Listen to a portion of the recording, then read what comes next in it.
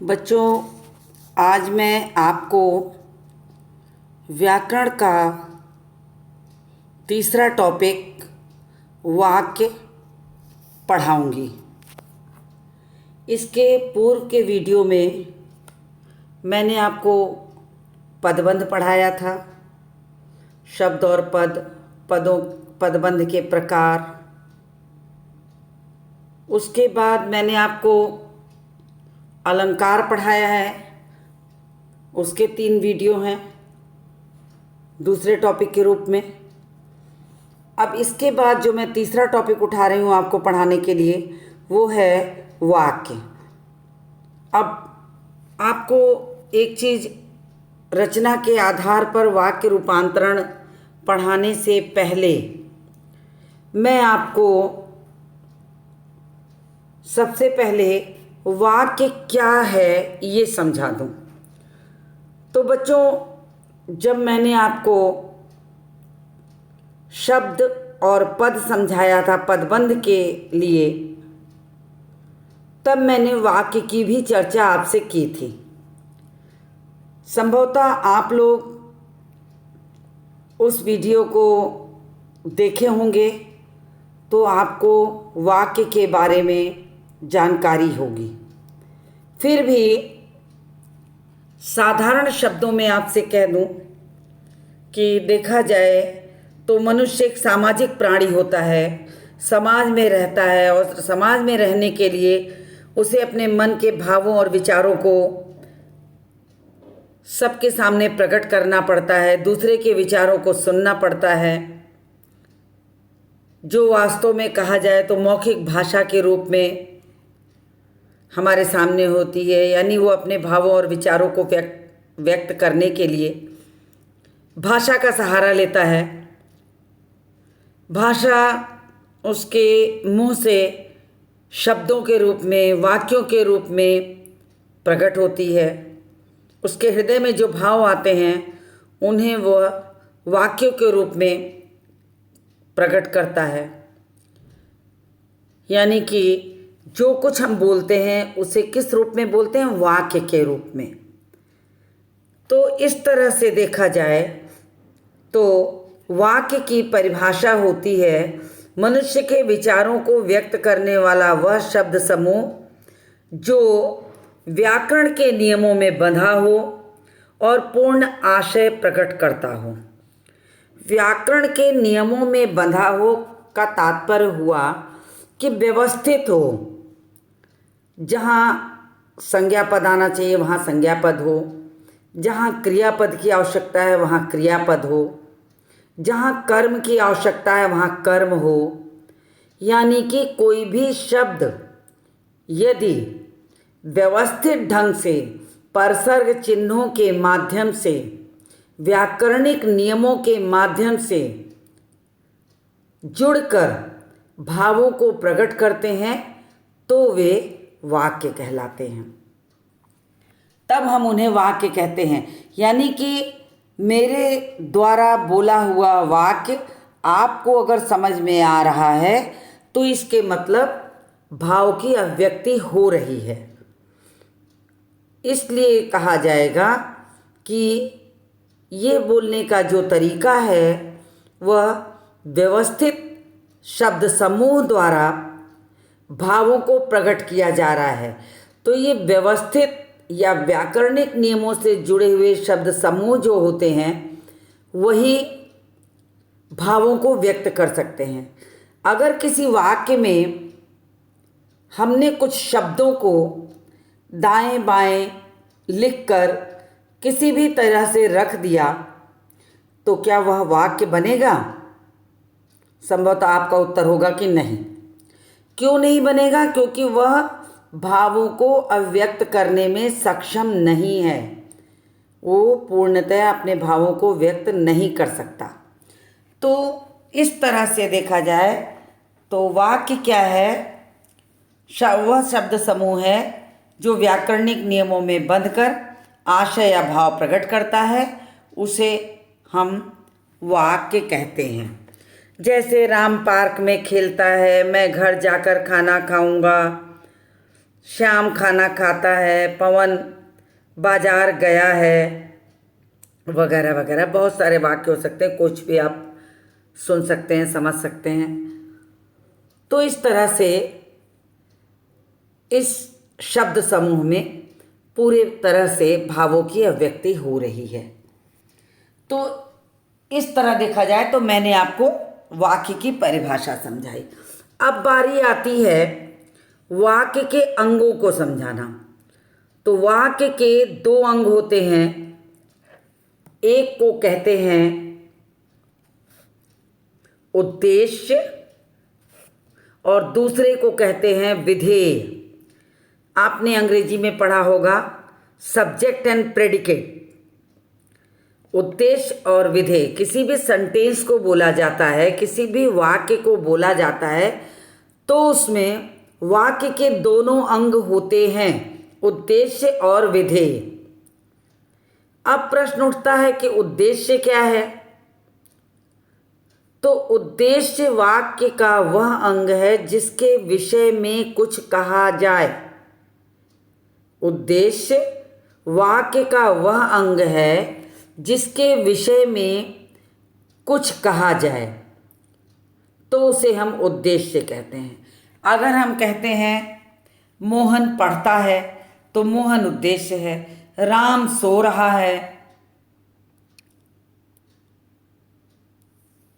राजू खाना खा रहा है, किसान फलों के पेड़ भी लगाते हैं, जवान देश की रक्षा करते हैं। तो इस तरीके से देखिए, सारे उद्देश्य को मैंने पहले से हाईलाइट कर दिया है, रंग बदल कर, कलर उसका बदल के हाईलाइट कर दिया है, ताकि आपको उद्देश्य समझने में आसानी हो। तो ये सारी चीज़ें हैं जिसके विषय में कुछ कहा जा रहा। सोने का काम कौन कर रहा? राम कर रहा, तो राम के विषय में कहा जा रहा। खाने का काम कौन कर रहा? राजू कर रहा है। किसान फलों के पेड़ भी लगाते हैं, कौन फलों के पेड़ लगाता है? किसके बारे में बात हो रही? किसान की। जवान देश की रक्षा करते हैं, किसके बारे में बात हो रही? जवान की। तो इस तरह से राम, राजू, किसान और जवान जो है, इन वाक्यों में उद्देश्य हो गया। अब दूसरी चीज आती है विधेय। विधेय यानी विधेय क्या है? विधेय का मतलब हो गया वाक्य में उद्देश्य के बारे में जो कुछ कहा जाए, उसे विधेय कहते हैं। वाक्य में उद्देश्य के बारे में जो कुछ भी कहा जाए, उसे विधेय कहते हैं। उदाहरण देखिए, करण खेल रहा है। अब इसमें करण उद्देश्य हो गया और खेल रहा है जो विधेय है। जैसे आप इंग्लिश में कहते हैं करण सब्जेक्ट हो गया और खेल रहा है प्रेडिकेट हो गया।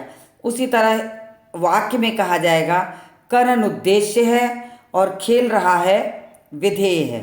चित्रकार चित्र बनाता है, चित्रकार उद्देश्य हो गया, चित्र बनाता है विधेय है। चित्रा गीत गा रही है, चित्रा उद्देश्य, गीत गा रही है विधेय। मंजरी बस से शहर गई, मंजरी उद्देश्य, बस से शहर गई विधेय। तो इस तरीके से मैंने आपको इन वाक्यों में उद्देश्य और विधेय दोनों समझाया है। अब आपको जानकारी के लिए कुछ बातें और बता दूं कि वाक्य के जो भेद होते हैं, उनके दो आधार होते हैं। एक होता है अर्थ के आधार पर और दूसरा होता है रचना के आधार पर।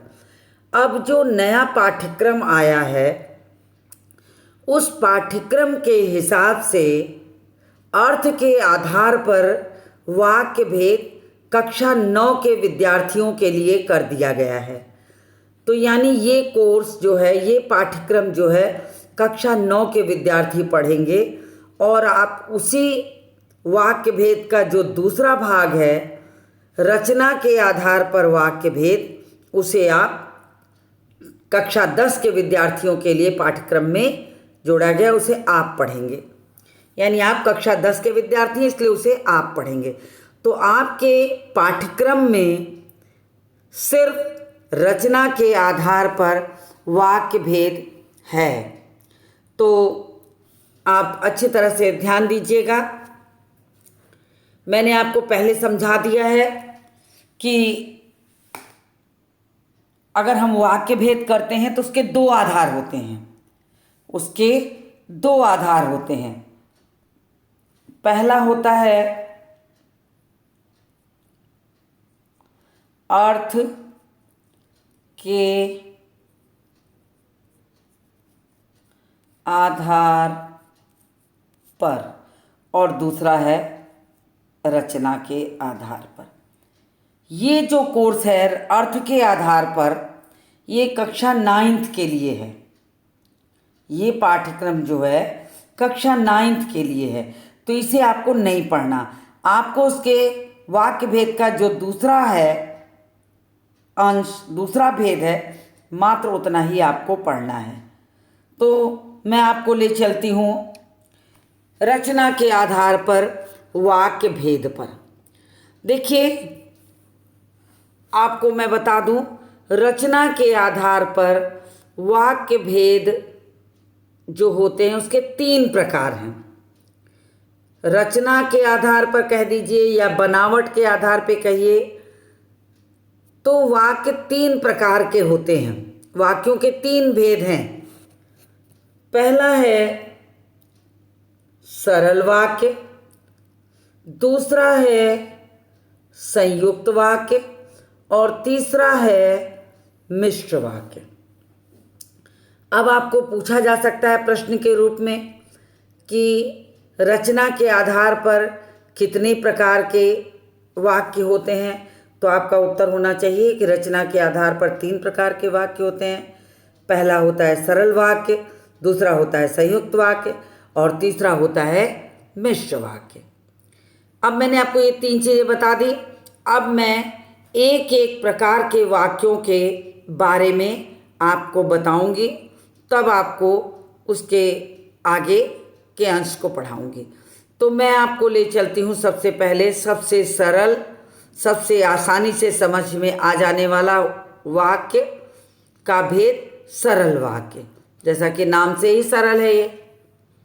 तो सबसे पहले मैं आपको बता दूं कि सरल वाक्य बहुत आसान है। सरल वाक्य जिन वाक्यों में एक उद्देश्य तथा एक विधेय होता है, इसीलिए मैंने आपको प्रारंभ में वाक्य की परिभाषा के साथ ही साथ आपको उद्देश्य और विधेय भी पढ़ाया, ताकि आपको सरल वाक्य समझाने में समझ आ जाए और समझाने में मुझे आसानी हो। तो इस तरह से मैंने आपको पहले ही उद्देश्य और विधेय समझाया था, इसलिए अब आप आसानी से जान जाएंगे कि जिन वाक्यों में एक उद्देश्य और एक विधेय होता है उन्हें हम सरल वाक्य कहते हैं। एक कर्ता एक क्रिया, एक कर्ता एक क्रिया, एक वाक्य में एक कर्ता हो और एक ही क्रिया हो रही हो, उसे हम सरल वाक्य कहते हैं। चाहे आप ये कहिए कि वाक्य में एक उद्देश्य एक विधेय, उन्हें हम सरल वाक्य कहते हैं, या ये कहिए कि वाक्य में एक कर्ता और एक क्रिया, तो उसे हम सरल वाक्य कहते हैं। तो बहुत आसान है सरल वाक्य पहचानना कि आप वाक्य उठाइए और देखिए कि इसमें एक कर्ता और एक क्रिया चल रही है, तो मतलब वो सरल वाक्य है। बहुत अच्छे से। तो मैं उदाहरण आपको पढ़ के सुना देती हूँ। सरल वाक्य के उदाहरण आपको वैसे भी आसानी से समझ में आ जाएंगे। उदाहरण है जैसे वर्षा हो रही है। पहला है वर्षा हो रही है, मोहन पतंग उड़ा रहा है, रविवार को भी हम पढ़ेंगे, बच्चे मैदान में खेल रहे हैं, राम खाना खाकर सो गया, वह फलों के लिए बाजार गया। इन सभी वाक्यों में आप ध्यान से देख लीजिए, इसमें एक उद्देश्य और एक विधेय है। अगर मैं आपको ये पूछूं कि इसमें उद्देश्य कौन सा है, विधेय कौन है, तो आप आसानी से बता सकते हैं कि मैं आपको रेखांकित करके दिखा देती हूँ। उद्देश्य, उद्देश्य, उद्देश्य, हम उद्देश्य, बच्चे, राम, वह, ये सारी चीज़ें जो हैं उद्देश्य हैं। तो एक कर्ता हो गया ये सारा, और बाकी उसके साथ एक काम चल रहा था, एक क्रिया। तो आप चाहे ये कहिए कि एक उद्देश्य और एक विधेय होता, उन्हें हम सरल वाक्य कहते हैं। तो इस तरीके से मैंने आपको कुछ उदाहरण देके आपको सरल वाक्य समझा दिया कि सरल वाक्य किसे कहते हैं। अब कभी भी आपको सरल वाक्य पहचानने को आए तो आप आसानी से उसके आगे लिख दीजिए कि यह सरल वाक्य है। संभवतः इतनी बातें आपको अच्छी तरह से समझ में आ गई होंगी। तो मैं आपको आगे ले चलूं, उसके पहले मैं एक बार ऊपर के हिस्सों की पुनरावृत्ति कर दूं कि वह शब्द समूह जो किसी व्याकरणिक नियमों के साथ बंधकर भावों को अभिव्यक्त करता है, उसे हम वाक्य कहते हैं। अब वाक्य के दो अंग होते हैं, उद्देश्य और विधेय। उद्देश्य और विधेय मैंने आपको ऊपर समझाया, इसलिए यहाँ पर फिर सरल वाक्य में भी वही चीज़ आ गई है, तो आपको आसानी से ये चीज़ समझ में आ गई। अब बारी आती है संयुक्त वाक्य की। अब मैं बढ़ गई संयुक्त वाक्य की तरफ। तो पहला प्रश्न होता है कि संयुक्त वाक्य किसे कहते हैं। अब मैं आपको बता दूं, संयुक्त का मतलब होता है जुड़ना। संयुक्त का मतलब ये होता है जुड़ना या जोड़ना। तो संयुक्त जिन वाक्यों में दो या दो से अधिक स्वतंत्र उपवाक्य किसी भी समुच्चय बोधक अव्यय के द्वारा जोड़े जाते हों, उन्हें संयुक्त वाक्य कहते हैं। तो दो या दो से अधिक स्वतंत्र उपवाक्य, दो या दो से अधिक स्वतंत्र उपवाक्य, देखिए, माँ बाजार गई। अब यहाँ पर माँ न लगा के माँ सब्जियां लेकर आई, दो चीज है। अगर इस वाक्य को हम अलग अलग बोलें कि माँ बाजार गई और फिर बोले कि माँ सब्जी लेकर आई, और आपसे कहें कि इन दोनों वाक्यों को एक में जोड़िए, तो आप यही कहेंगे कि माँ बाजार गई और सब्जियां लेकर आई। तो बीच में आपने एक समुच्चय बोधक अव्यय जोड़ दिया, और तो ये हुआ समुच्चय बोधक अव्यय। यानी कि कोई भी स्वतंत्र दो उपवाक्यों को किसी भी समुच्चय बोधक अव्यय अथवा योजक, ध्यान से सुनिएगा, योजक,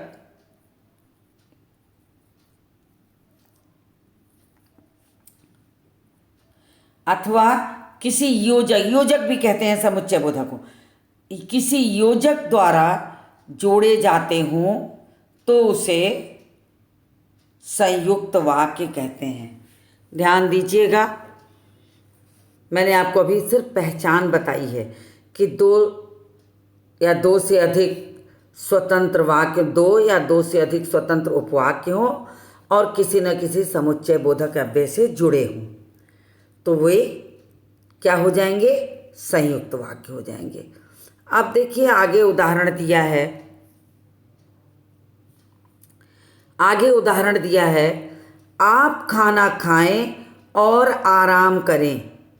अब यहाँ पर दो सेंटेंस है, आप खाना खाएं और आप आराम करें, लेकिन इन दोनों वाक्यों को एक योजक और से जोड़ दिया गया है। अब ये योजक सिर्फ और ही नहीं होते हैं, बहुत सारे होते हैं। और, या, इसलिए, तो, अतः आदि बहुत सारे योजक होते हैं जो लगाकर दो स्वतंत्र उपवाक्यों को जोड़ा जा सकता है। संभवतः मेरी बात आपको समझ में आ रही होगी कि किसी भी योजक द्वारा जोड़ा जा सकता है, न कि सिर्फ और लग सकता है, या लग सकता है, इसलिए लग सकता है, लेकिन, किंतु, परंतु लग सकता है, तो लग सकता है, अतः लग सकता है। इन चीज़ों द्वारा, इस योजक द्वारा जब कभी दो शब्द आपस में जुड़ेंगे तो वहाँ पर संयुक्त वाक्य होगा, तब वहाँ पर संयुक्त वाक्य होगा।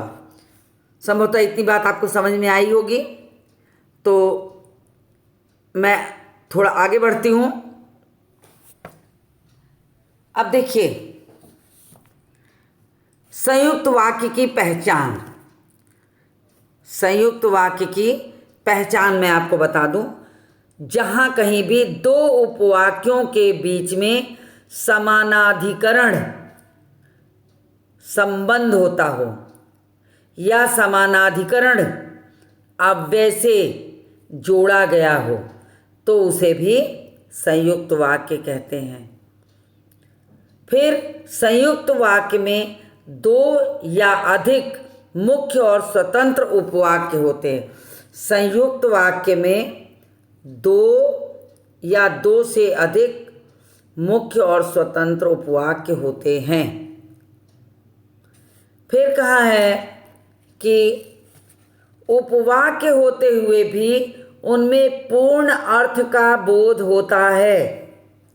अगर मैं कह दूं कि आप चाय पिएंगे या आप कॉफ़ी पिएंगे, एक ऊपर वाक्य दिया है, उसी वाक्य को मैं दो बार बोल दूं कि आप चाय पिएंगे, आप कॉफ़ी पिएंगे, और संयुक्त वाक्य बनाना हो तो आप तुरंत कहेंगे आप चाय पिएंगे या कॉफ़ी पिएंगे, या कॉफ़ी लेंगे या कॉफ़ी।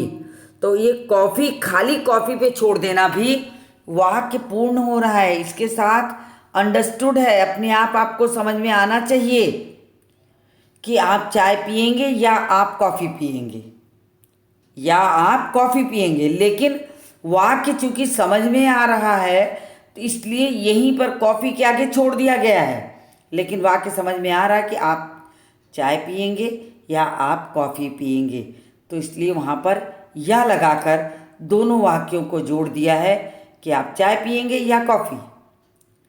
तो इस तरीके से पूर्ण अर्थ का बोध होता है।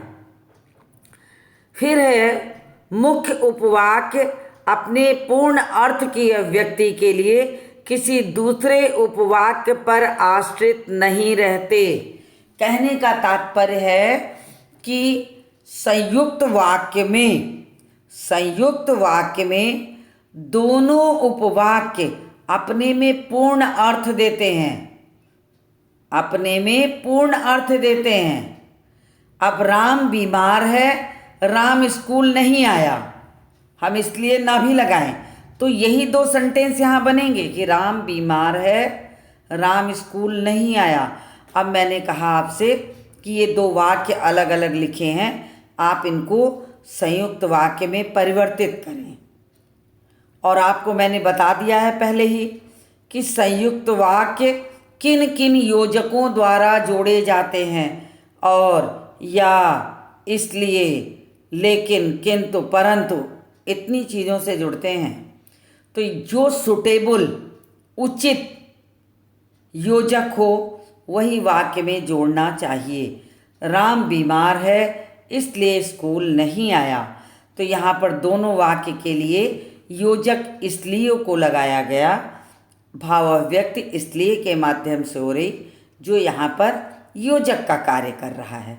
तो इस तरीके से दोनों मुख्य उपवाक्य अपने में पूर्ण अर्थ की अभिव्यक्ति करते हैं।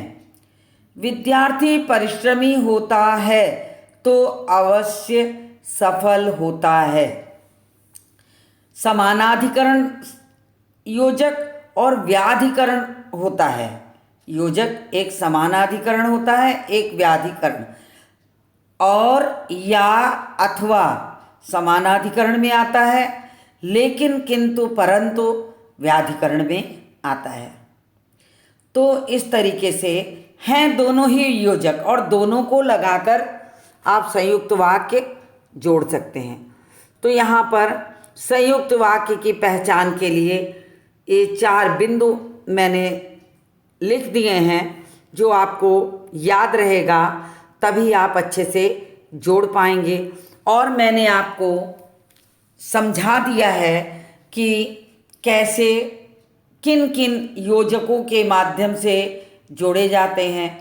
आपको कहीं भी किसी भी वाक्य में पहचानने के लिए ये नहीं लिखना होगा कि आपने इसमें समानाधिकरण योजक लगाया है, संबंधवाचक योजक लगाया है, या व्याधिकरण संबंधवाचक योजक लगाया है। आपको सिर्फ इतना ही प्रश्नों में पूछा जाता है कि आपको सरल वाक्य दिया गया, आप उसको संयुक्त में बदलें, संयुक्त दिया गया सरल में बदलें। तो अगर सरल दिया है, आपको संयुक्त में बदलना है, तो आपको देखना पड़ेगा कि उन वाक्यों को हम कैसे 2 हिस्सों में बदलें, 2 हिस्सों में बांटें, तभी आप बना पाएंगे। तो इस तरीके से, जिसका कि अभ्यास मैं आगे आपको अभी कराऊंगी।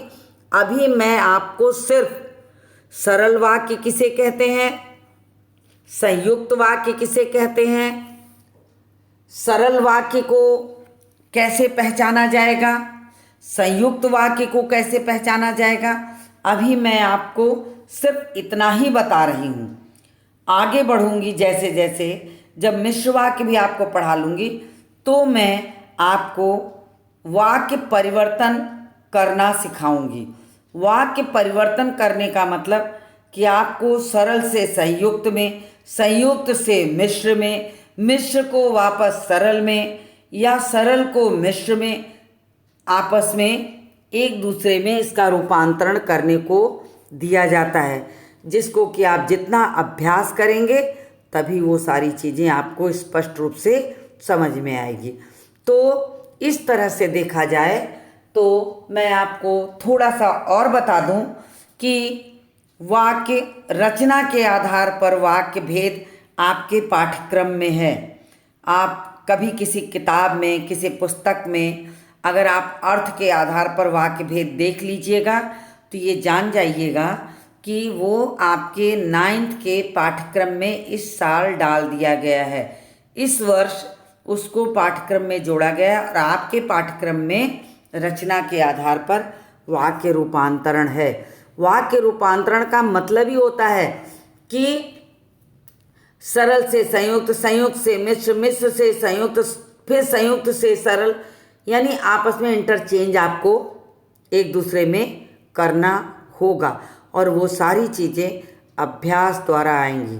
मैं जब इसको पूरा पढ़ा लूँगी, तब आपको अभ्यास कार्य के लिए कुछ चीज़ें बताऊंगी, जिसको पढ़कर आगे की पीपीटी में, आगे की जो स्लाइड आएंगी, उनमें मैं इन चीज़ों को जोड़ूंगी। तो मैं कुल मिला के आपको पुनरावृत्ति के रूप में समझा दूं कि रचना के आधार पर वाक्य भेद 3 प्रकार के होते हैं: सरल वाक्य, संयुक्त वाक्य और मिश्र वाक्य। सरल वाक्य का मतलब होता है जिन वाक्यों में एक उद्देश्य और एक विधेय होता है, उसे हम सरल वाक्य कहते हैं। संयुक्त वाक्य का मतलब होता है 2 समान उपवाक्य किसी न किसी योजक द्वारा जोड़े गए हों। वे समुच्चय बोधक कहलाते हैं। समुच्चय बोधक कहिए उसको, या योजक कहिए। तो किसी न किसी समुच्चय बोधक अव्यय द्वारा या योजक द्वारा जोड़े गए हों। अब ये योजक 2 तरह के होते हैं: समानाधिकरण योजक और व्याधिकरण संबंधवाचक योजक। तो समानाधिकरण में और या अथवा, व्याधिकरण में लेकिन, किंतु, परंतु, इस तरह के चीज़ें, इस तरह के जो समुच्चय बोधक अव्यय हैं उन्हीं को लगाकर दो समान उपवाक्यों को एक वाक्य में परिवर्तित किया जाता है। एक वाक्य में परिवर्तित किया जाता है, तब जाकर के वो संयुक्त वाक्य बनेगा। इसलिए मैंने यहाँ पर सारे योजक अव्यय को हरे रंग से दिखाया है। एक बार मैं उसको रेखांकित भी कर देती हूँ, आप ध्यान दीजिएगा। मैं एक बार उसको रेखांकित कर देती हूँ, आप थोड़ा सा ध्यान देंगे तब आपको समझ में आएगा। ये देखिए, और, या, इसलिए, तो, अतः। अब ये सारे जो हैं योजक हैं और इधर दोनों तरफ इनके उपवाक्य हैं, तो दो समान उपवाक्यों को योजक के द्वारा जोड़ा गया है। तो इस तरह से देखा जाए तो आज मैंने सिर्फ आपको वाक्य की परिभाषा, वाक्य के अंग और रचना के आधार वाक्य में सरल और संयुक्त वाक्य समझाया है। संभवतः उम्मीद करती हूँ, मुझे बहुत आशा है कि आप ध्यान से पढ़ते होंगे तो आपको सारी चीज़ें अच्छे से समझ में आएंगी। बाकी चीज़ों के लिए मैं अपने ऑनलाइन क्लासेस में डाउट क्लियरिंग के लिए आपसे जुड़ती हूँ। आप अपनी चीज़ों को उसमें लिखिए, पूछिए, तब आपको जाके बाकी चीज़ें भी समझ में आएंगी। जहाँ कहीं दिक्कत हो आप मुझे बताइए, अन्यथा मुझे ये समझ में नहीं आएगा कि आपको कितनी बातें समझ में आ रही। तो आप उसके साथ ऑनलाइन क्लासेस में आने के पहले इन चीज़ों को देख लीजिए, नोट करके आइए, मुझसे डिस्कस करिए। मैं आपके सारे डाउट क्लियर कर दूंगी कि कैसे बनते हैं, तो आपको सारी चीज़ें समझ में आ जाएगी। इसके आगे के भाग को लेकर मैं आपसे अगले वीडियो में मिलूँगी।